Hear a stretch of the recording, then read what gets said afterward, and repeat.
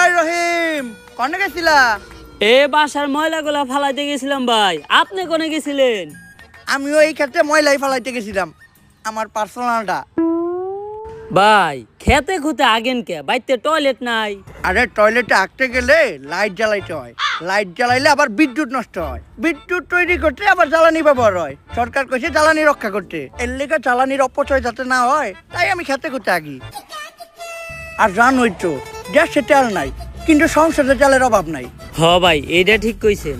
আর কইও না কোন এক দেশে থাকি, মাঝে মধ্যে মনে হয় যে 2018 সালে চুল কালার করে টিকটক করলেই ভালো আসিল। হয়তো তখন 2-4টা চট্টাবুর খাইতাম, কিন্তু এখন থাকতাম দুবাই, লইতাম একটা গাই না হইলেও কোনো সমস্যা নাই, লইতাম একটা টিকনি, পরাই দিতাম বিকনি। উফ ভাই কন্ট্রোল, আপনার বয়স হইছে। আরে কন্ট্রোল কেমনে করি? দেশে তেলের অভাবে আমরা সামান্য গাড়ি চালাইতে পারি না, আর দুবাই ওরা এই গাড়িও চালায় এই গাড়িও চালায়। কপালটা ভালো যে দেশে খাস তেলের সংকট পড়ে নাই, নয়তো গাড়ির ইঞ্জিনের লগে লগে আমার ইঞ্জিনও ডাউন করে যেত। যাই হোক, পাম্পে যায় সিরিয়াল ডেগা, যে একটুখানি গাড়িতে তেল আসে ওইটা পাম্পে যাইতে যাইতে শেষ, পাম্প থেকে আবার যে একটুখানি তেল দেয় ওইটা বাসায় আইতে আইতে শেষ। মুহের তেল দিয়ে তো আর দেশ চলে না, মুহের তেল দিয়ে যদি দেশ চলতো তাইলে বাংলাদেশ বিশ্বে তেল সাপ্লাই দিয়ে কুল পাইতো না। এখন দেখি আমাকে সরকার কি করে, এমনি করে তেল ছাড়া যদি দেশ আর 6 মাস চলে তাইলে প্রতি ঘরে ঘরে লাগে যাইব যুদ্ধ, হইয়া যাইব শেষ আমাকে সোনার বাংলাদেশ। যাও রহিম।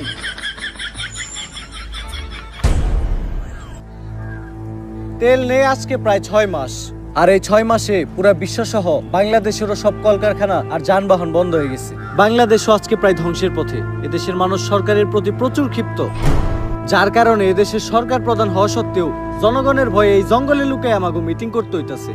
এর একটা দ্রুত সমাধান করা দরকার। এটা কি মানা যায়? আমরা হলাম এদেশের সর্বোচ্চ বুদ্ধিজীবী এবং নেতা, আর আমরা নাকি আজকে জনগণের ভয়তে জঙ্গলে পলাই আছি। সাদেক, হয়তো থাকতে পারি দুবাই, কিন্তু আমিও জানি যত বেশি মাছ তার তত বেশি পানি। বাংলাদেশ এমন একটা দেশ যে দেশে বুদ্ধিজীবী কমাতে বুদ্ধি নাই, শিক্ষাবিদকে ভিতরে শিক্ষা নাই, নেতাকে মধ্যে নেতৃত্ব নাই, তেলের পাম্পে তেল নাই, কিন্তু বিসিবি আর ক্রিকেট বোর্ডে তেলের অভাব নাই। শেখ সাহেব, এটা কিন্তু দুবাই না, এটা বাংলাদেশ। পোস্ট ডিলিট করেন, নাহলে কিন্তু সমস্যা হইব। মাফি মুশকিলা। আরে এই সব বাদ দিয়া এই সমস্যার একটা সমাধান বের করেন। আরে শেখ সাহেব তো দুবাই থেকে বাংলাদেশে নিয়ে সেল লিগাই। শেখ সাহেব, সাদেক, কয়েক বছর আগে বাংলাদেশ থেকে এক লোক আমার কাছে গেছিল, ওর নাম হইলো রমিজ মাল। ও আমারে ডাকছিল সাদেক তাল, চাইছিল কিছু তেল। আমি ওরে বিশ্বাস করছি, বুঝি নাই ওর ভিতরে এত ভেজাল। আমি ওরে দেই তেল, ও আমার থেকে নেয় তেল। তেল নিয়ে ও চলে আসে বাংলাদেশে, আমার লগে সব যোগাযোগ করে দেয় বন্ধ। হালাই এত খারাপ মাল, ও আমারে দেখায় দেয় বাল। ওই তেল এখনো বাংলাদেশেই আছে, আমরা যদি করতে পারি উদ্ধার তাইলে হয়ে যাবো লালে লাল। তাইলে তো সমস্যার সমাধান হয়ে গেছে, চলেন গিয়া তেল বের করি। সাদেক, তাল, দিস ইজ দ্য প্রবলেম। তেল কই আছে আনা মাফি মালুম। তাহলে শেখ সাহেব এখন কি হইব? কিন্তু তেল আছে, প্রচুর তেল আছে। এত তেল আছে যে এই তেল দিয়া হোল বিশ্ব কন্ট্রোল করা যাইব। হোল হোল নট দিস ওল, হোল বিশ্ব, হোল। তাইলে তো এইটা আমাদের হাতে নাই। এই কেসটা আমাদের ইন্টেলিজেন্ট এজেন্ট সিরাজের হাতে হ্যান্ড ওভার করা হোক। কিন্তু ওর কাছে হ্যান্ড ওভার করুম কেমনে? ওর তো হ্যান্ডই নাই।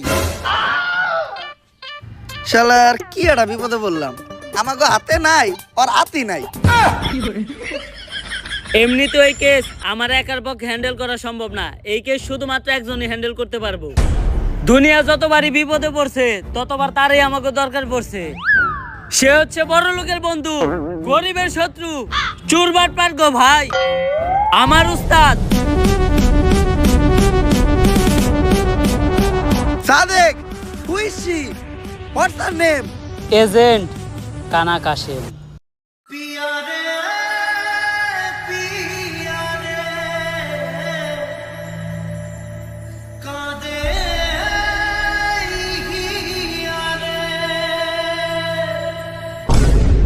ওরেই তো আমাকে দরকার।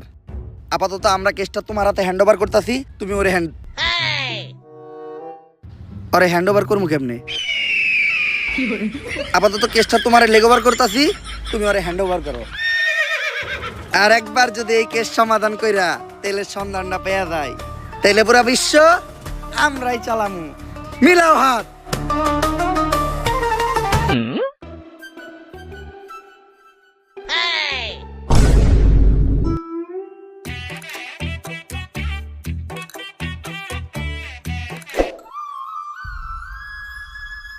ভাই আর কতদিন নিজের কষ্ট দিবেন? এবার অন্তত আরে ভুলে যান। ওরে ভুলাটা এত সহজ না রে। আমি তো চাইলে ওর লেগে আমার হাতও কাটতে পারতাছি না। কেন ভাই? যদি রক্ত বাইর হয়, ভাবছিলাম আত্মহত্যা করে নিজের জীবন শেষ করে দিব, ওইটাও পারলাম না।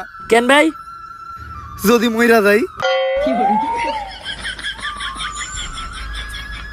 ভাই আপনার এই অবস্থা কে?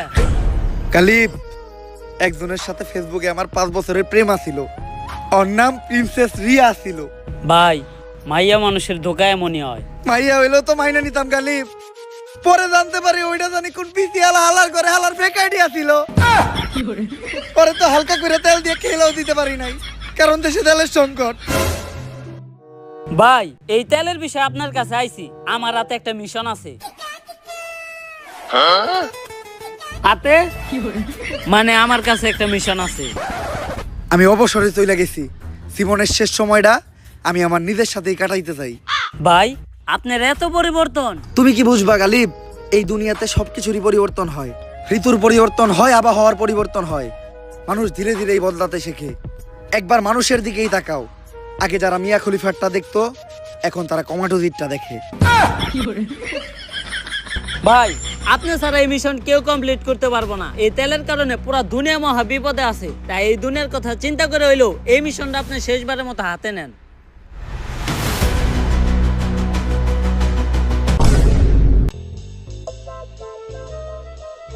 এই মিশনটা অন্য সব মিশনের মতো এতটাও সহজ হইব না। গাড়ি চলে না কারণ দেশে তেল নাই। মোবাইল আর ইন্টারনেট সেবাটাও একদম বন্ধ কারণ দেশে কারেন্ট নাই। কারেন্ট তৈরি করতেও তেল লাগে। এত তেল বাস থাকতেও যে এই দেশে তেলের সংকট পড়বো, এটা কখনো ভাবি নাই। তেল কই আছে আর কার কাছে আছে এটাও আমাকে জানা নাই। তার মধ্যে এইবার আমার মিশনের সঙ্গী হিসেবে আছে একটা লুলা, একটা ল্যাংরা। কেন ভাই আপনি যে কানা এটাও তো আমরা কই নাই। কালিব, এই চোখ হারানোর কাহিনী অনেক ভয়ঙ্কর ছিল। সবার মতো আমার জীবনে দ্বিতীয় একটা প্রেম আসছিল, কিন্তু ভদ্র মহিলার এক চোখ কানা ছিল। আমি মহৎ সাজার জন্য ভদ্র মহিলারে আমার একটা চোখ দিলাম দিয়া। ভালো হওয়ার পর ওই মহিলা আমারে কইল আর আগে হয়েছিল 2টা বিয়া। ভাই ওই মহিলারা আমার হাতে তুলে দেন, আমি একটা ব্যবস্থা করতেছি। কই তুলে দিম তোর? সামন হইতাছে এখন সবার আগে আমাকে জনি সাইন্টিস্টের কাছে পাছায় যাইতে হইব। পাছায় যাবেন মানে? আরে পাছা মানে পাছা গবেষণা কেন্দ্র। আমেরিকাতে আছে নাসা গবেষণা কেন্দ্র, আর বাংলাদেশে আছে পাছা গবেষণা কেন্দ্র। চল।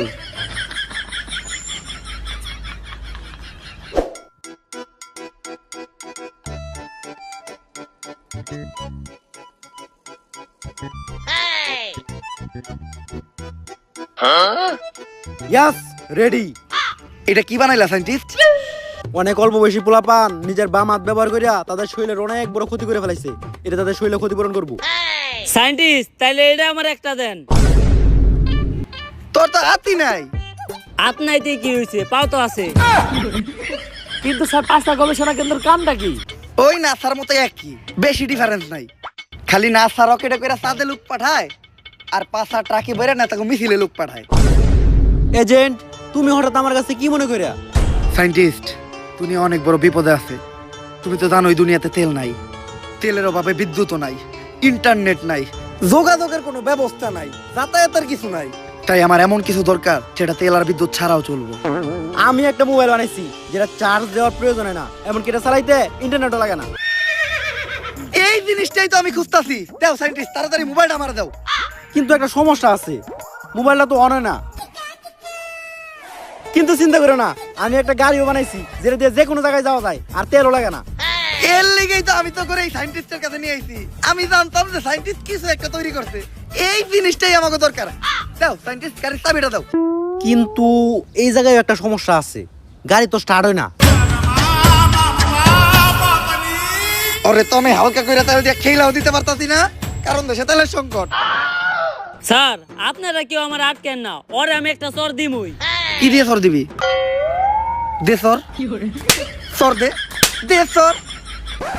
সায়েন্টিস্ট, বাংলাদেশের কোনো এক জায়গায় অফুরন্ত তেল লুকানো আছে, আর যে কোনো ভাবেই ওই তেলটা সবার আগে আমাকে খুঁজে বাই করতে হইব। এই জন্য তো লক্ষ্য করলাম আমেরিকার একটা স্যাটেলাইট 1 বছর ধরে আমাদের দেশের উপর নজর রাখতেছে। ওরা হয়তো তেলের সন্ধানটা পেয়ে গেছে। ওই স্যাটেলাইটটা যদি আমরা হ্যাক করতে পারি তাহলে কোনো না কোনো ইনফরমেশন আমরা পামই। কিন্তু হ্যাকটা করবো কি? আমার কাছে একজন হ্যাকার আছে, হ্যাকার লাভলু।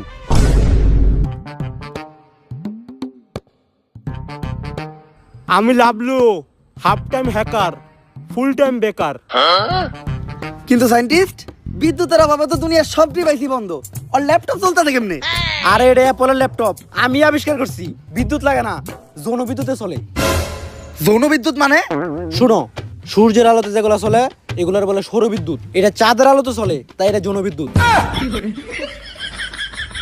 পদার্থের নানি রে খালি ঘর। তা তোমার কি পূর্বের কোনো হ্যাক করার অভিজ্ঞতা আছে? অবশ্যই। আমেরিকার দূতাবাসে হ্যাক চালাইছে কে? হ্যাকার লাভলু। ইসরায়েলের মিলিটারি বেসে হ্যাক চালাইছে কে? হ্যাকার লাভলু। ওই ইরানের তরমুজ প্রণালী ওইটা হ্যাক করে বন্ধ করতে কে? এই হ্যাকার লাভলু। যাক, এত যে হ্যাক করছেন, কোনো ধরা পড়েন নাই? আমার জীবনে আমি যতবার হ্যাক করছি ততবারই ধরা পড়ছি। তা ধরা খাওয়ার পর উনারা আপনার কোনো শাস্তি দেয় নাই? শাস্তি দেয় না মানে একবার তো আমার পাই কাটে লাইছে একটা। কই ভাই, আপনার 2 পাই তো ঠিক আছে। আরে বেটা 3 নাম্বার পা, মাঝখানেরটা। আহারে ভাই, আপনার দুঃখ তো আমার থেকেও বেশি। আমার হাত নাই তাই আমি মারতে পারি না, আপনার তো হাত থাকতেও মারতে পারেন না। বাট!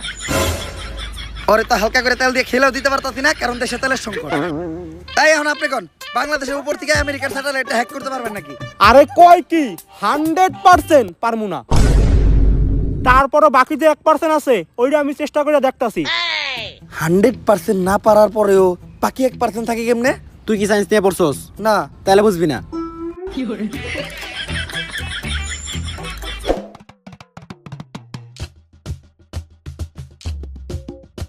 এজেন্ট, তুমি আবার বেগি প্যান্ট পরা শুরু করলা কবে থেকে? সায়েন্টিস্ট, সবাই কিনছে তাই সবার লগে তাল মিলানোর লেগে এই দেখিনছিলাম। কিন্তু দেখতে তো দেখা যায় একবারে মেগো প্লাজোর মতো। সায়েন্টিস্ট, তোমার একটা কথা কই, কাউরে কইও না। এটা মূলত একটা ভাবির প্লাজ হইয়াছিল, আমি পুরা বেগি প্যান্ট করে চালাই দিতেছি। আর এটার কিন্তু একটা সুবিধাও আছে, একটা কিনলেই দুইজনেই মিলেমিশে ব্যবহার করা যায়। মেয়েরা পড়লে প্লাজো, ছেলেরা পড়লে বেগি প্যান্ট। কালিব, ওইটাও কি দিন আসছিল। ওই দিন আমি ছাদে আসছিলাম, আর ছাদে প্রচুর বাতাস আসছিল। আমি দেখলাম দড়ির ভিতর একটা বেগি প্যান্ট লারা আসছিল, কিন্তু বাসায় আনার পর জানতে পারলাম ওইটা পাশের বাড়ির ভাবির প্লাজো আসছিল। ওই কাম হয়ে গেছে, আমেরিকা স্যাটেলাইট তো হ্যাক হয়ে গেছে।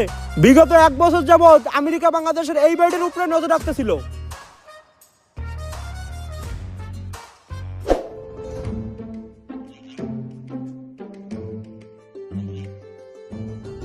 পারি তো এইটাই।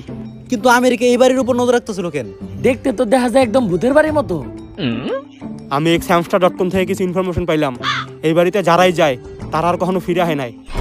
তাই কি হইছে? আমরা কি ভয় পাই নাকি? আমরা হচ্ছে এই দুনিয়ার সবচেয়ে বড় এজেন্ট, সবার আগে আমাকে সারে যাইবো। বাট! সবার আগে আমি যাবো কে? আমাকে লিডার কেরা? আমি। এই দুনিয়ার সবচেয়ে বড় এজেন্ট কেরা? আমি। আমাকে ভিতরে সব থেকে সাহসী কেরা? আমি।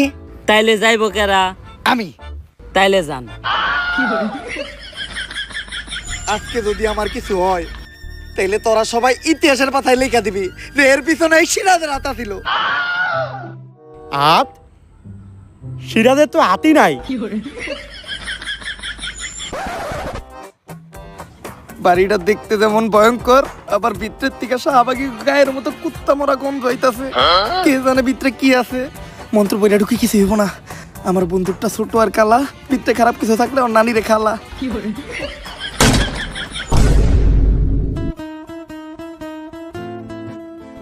অক্টেন,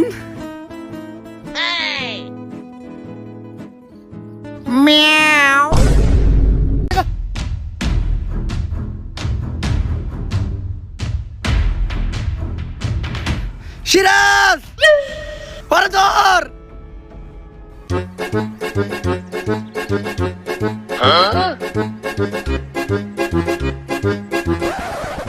তোর কাছ থেকে সুইটা পালাইলো কেমনে? তুই আরে দুই হাত দিয়ে টাইট করে ধরতে পারলি না? স্যার ধর্ম কেমনে আমার লেওরা দিয়া? যদি ও খালি পালায় যায় তাহলে আমরা মনে করবো এর পিছে পুরাপুরি তোর হাত। আরে স্যার এর পিছে আমার হাত থাকবো কেমনে? আমার তো হাতই নাই। ভাই লুলু, তুই খালি আছিস কে? ফুল স্পিডে দৌড়ে ওর পিছে কর।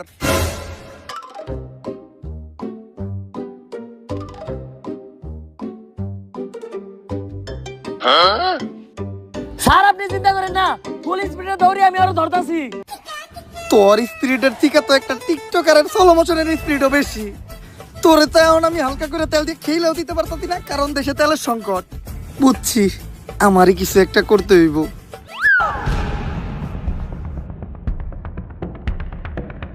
বুঝছি, ওরে দৌড়ে ধরা দেব না, ফায়ার করতে হইব।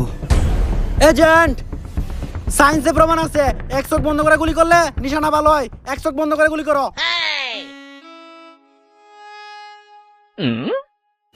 কিন্তু এক চোখ বন্ধ করার পর তো আমি কিছু দেখতাছি না। আরে স্যার এক চোখ বন্ধ করার পর দেখবেন কেমনে? আপনার চোখই তো একটা।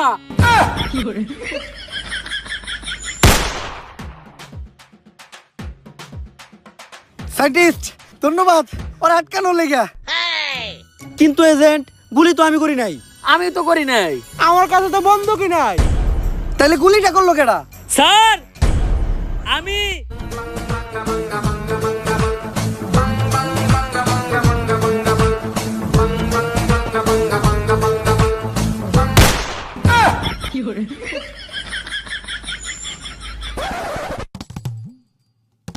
সবই তো ঠিক আছে সিরাজ, কিন্তু তুমি ট্রিগারটা চাপলা কি দিয়া? স্যার পা দিয়া। স্যার যার হাত নাই তার শরীরের কোনো না কোনো অংশ অনেক বেশি কাজ করে। আমার বেশি কাজ করে পা, মাঝখানেরটা।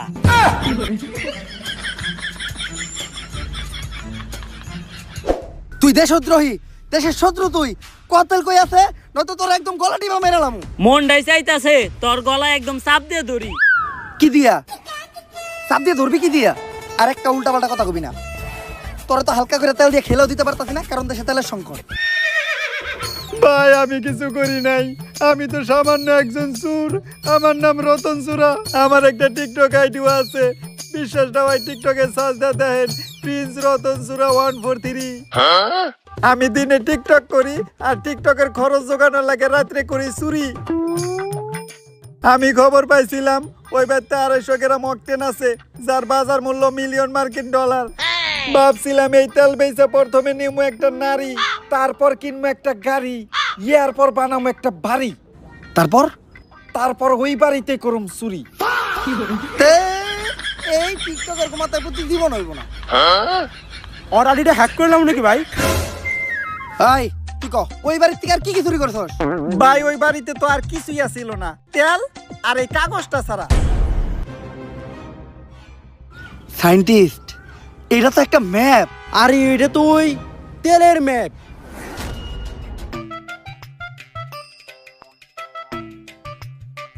এই ম্যাপের তো আমি কিছুই বুঝতাছি না। তুমি দেখো তো সায়েন্টিস্ট। আমিও তো ম্যাপ বুঝি না। স্যার দেখি তো ম্যাপটা আমার হাতে দেন। কই দিমু তোর?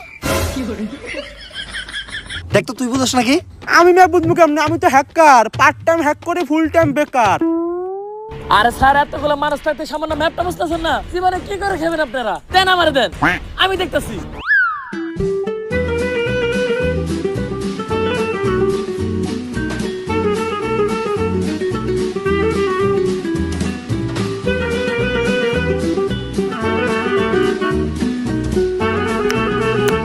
স্যার কংগ্রেচুলেশন সায়েন্টিস্ট, মনে হয় সমস্যার সমাধান হয়ে গেছে। কংগ্রেচুলেশন। কি ওইলোটা কি? ম্যাপটা তো আমিও বুঝতেছি না।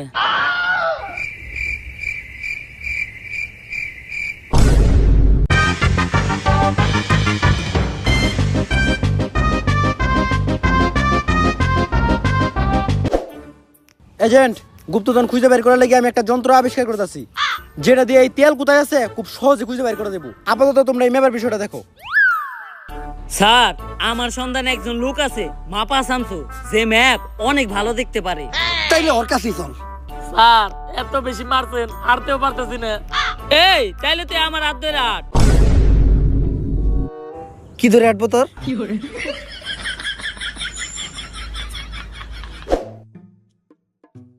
মাপা থামছো বাইরে, তাহলে ম্যাপটা দেখা। ভাই একটা সমস্যা আছে, মাপা শামসু ভাই এত চোখে দেখে না। সোহে দেখে না, তাহলে ম্যাপ কেমনে দেখবো? চোখে দেখে না কিন্তু ম্যাপ ঠিকই দেখে।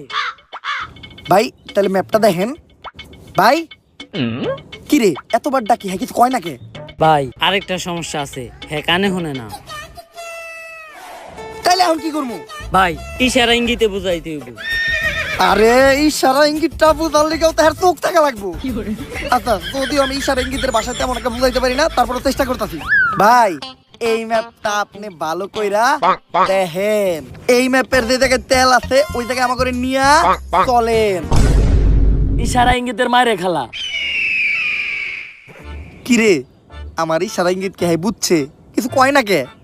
ভাই হ্যার তো আরেকটা সমস্যা আছে, হ্যাঁ তো বুবা, কথা কইতে পারে না। তাইলে তুই আমার এই জায়গায় নিয়ে আইছস কে? আর নাই তারপর সব কামে তোর হাতে থাকে। ভাই হ্যাঁ মনে হয় কিছু একটা বুঝছে, হ্যাঁ ফলো করেন।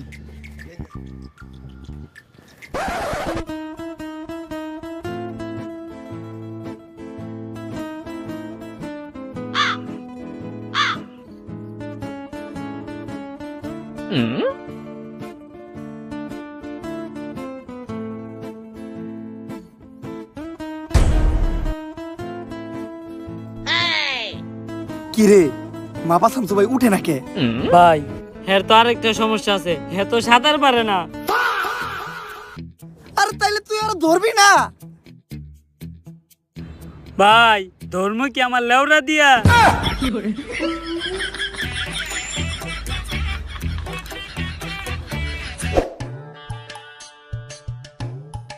এই ম্যাপ দেখা তেল খুঁজে বাই করা আমাকে পক্ষে সম্ভব না, অন্য কোনো পদ্ধতি অবলম্বন করতে হইব। এজেন্ট, আমি একটা যন্ত্র আবিষ্কার করছি, গুপ্তধন ডিটেক্টর। এটা রেঞ্জের ভিতর যদি কোনো গুপ্তধন ধরা পড়ে তাইলে এটা গপ গপ গপ গপ শব্দ করে। এই এটা আশেপাশে মনে হয় অনেকগুলো গুপ্তধন ধরা পড়ছে, তাই তো এটা এত বেশি গপ গপ গপ গপ শুরু করছে।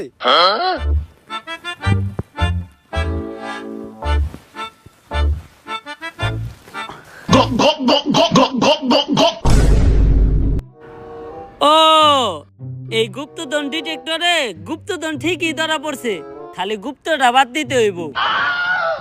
সায়েন্টিস্ট এত বছর রিসার্চ করে তোমার এই হইছে? দনমান হইছে তুমি ভাইয়া, সেই হইছে।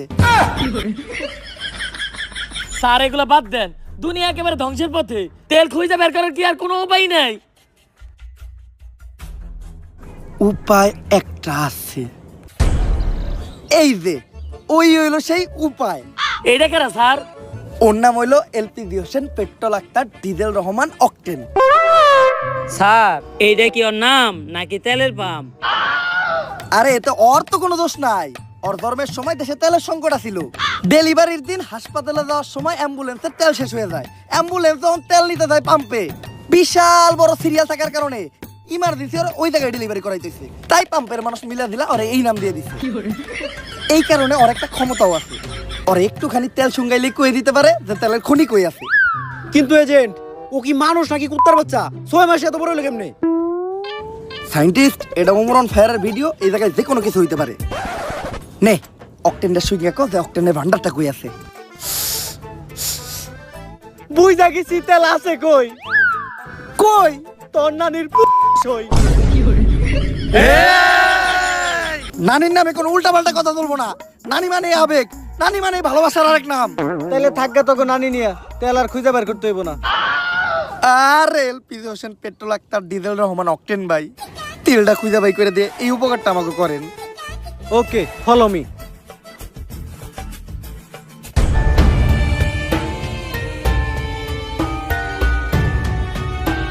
সব তেল ওই জায়গায় আছে।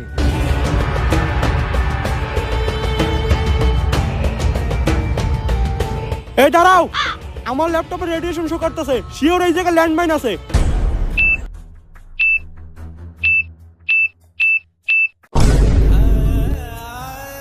এইটা তুই এত তাড়াতাড়ি কইলি কে? মইরা যাওয়ার পরেই কইতি।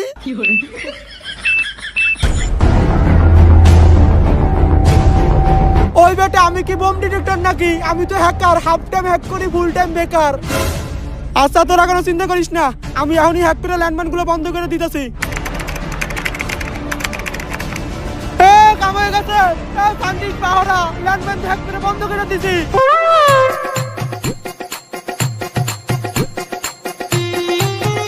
ল্যান্ডমাইন হ্যাক করতে তো জীবনে প্রথমবার দেখলাম, এটা তুই কই থেকে শিখলি? টিকটক থেকে।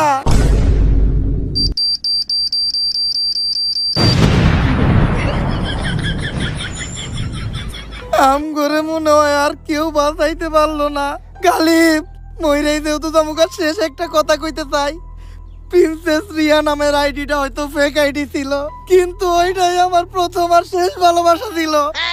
স্যার ওর আগে আমি একটা সত্য কথা কইবার চাই, ওইটা মূলত আমারই আইডি ছিল। বাইসা থাকার এখন আর কোনো ইচ্ছা নাই। খোদা হাফেজ।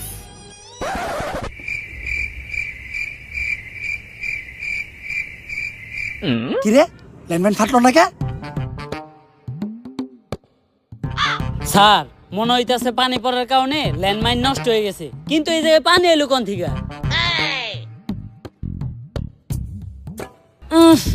মুতের গন্ধ। ও বুঝছি, ডরে মুইতে দিছ স্যারে।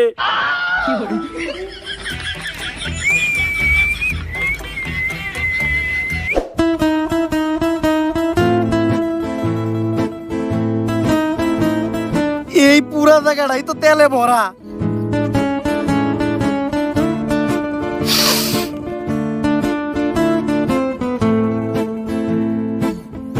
স্যার আপনারা একটু সরেন, আমি একটু তেলে ভিতরে হাত দেই। কি দিবি তুই তেলের ভিতরে? তেল যেহেতু সবার আগে আমরা খুঁজে পাইছি, তাই আমরা ছাড়া কেউ যেন তেলটা দখল না করতে পারে। এখন এই ব্যবস্থা করতে হইব। চল এখন আমরা এই পুরা জায়গাটা দুইটা বোম ফিট করে রাখি। বোম সেট করা শেষ। এইটাই হলো বোমের রিমোট। রিমোটটা সাবধানে রাখতে হইব, মনের বলেও রিমোটে চাপ লাগা যাইব না। তেলি স্যার আমার দেন। না, তোরে দিয়ে কোনো বিশ্বাস নাই।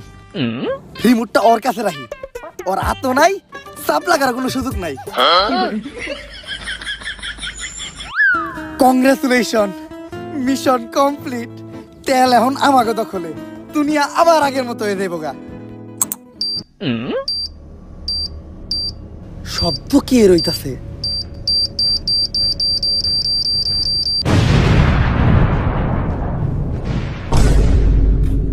কিরে তোর তো হাত নাই, তাইলে রিমোটে চাপ লাগলো কি দিয়া? স্যার আমার হাত না থাকলে তো কি হইছে, আমার পকেটের কাছে তো আছে একটা পা, মাঝখানেরটা। স্যার ওর হাত নেই, কিন্তু সব জামালাই ওর হাতই থাকে। আমি তো চাইলে ওরা হালকা করে তেল দিয়ে খেলেও দিতে পারতাছি না, কারণ দেশে তেলের সংকট। সিরাজ